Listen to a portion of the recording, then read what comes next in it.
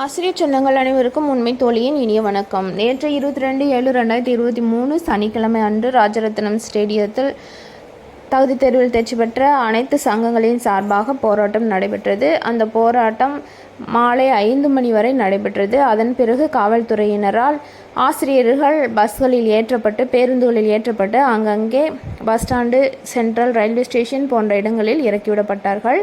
ஆனால் தலைமைகள் அனைவரும் ஒன்றிணைந்து இன்று டிபிஐயில் போராட்டம் நடத்தலாம் என்று முடிவு செய்து அதற்காக அனுமதி வாங்க போராடினார்கள்.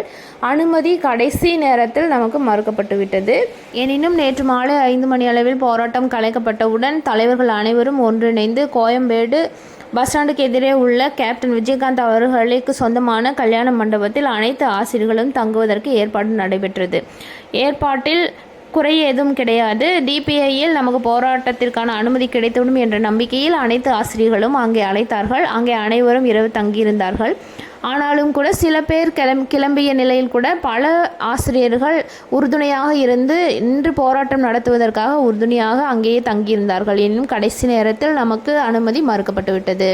எனவே இன்று நடைபெற வேண்டிய நடப்பதாக இருந்த போராட்டம் கைவிடப்பட்டது. ஆனால் அனைத்து ஆசிரியர்களும் உறுதுணையாக இருந்த அனைவருக்கும் மிக்க நன்றி.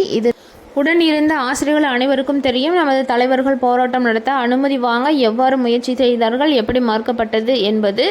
ஆசிரியர் பெருமக்களே, புரிந்து கொண்ட அனைத்து நல்லுள்ளங்களுக்கும் உறுதுணையாக இருந்த அனைத்து நல்லுள்ளங்களுக்கும் பெற்றோர்களுக்கும் மிக்க நன்றி. பெற்றோர்களோடு நிறைய ஆசிரியர்கள் கலந்து கொண்டார்கள்.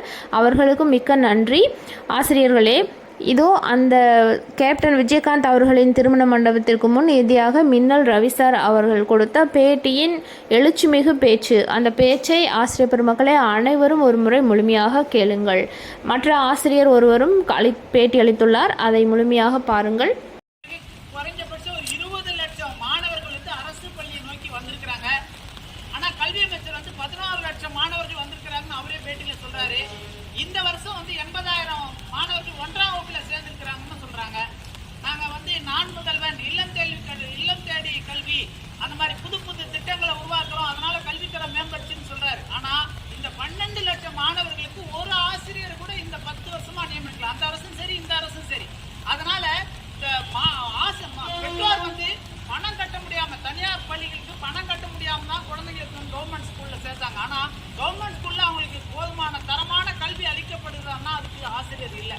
அதனால இது எங்க பிரச்சனை மட்டும் இல்ல, பொது பிரச்சனை, சமுதாய பிரச்சனை, சமூக பிரச்சனை. வருங்கால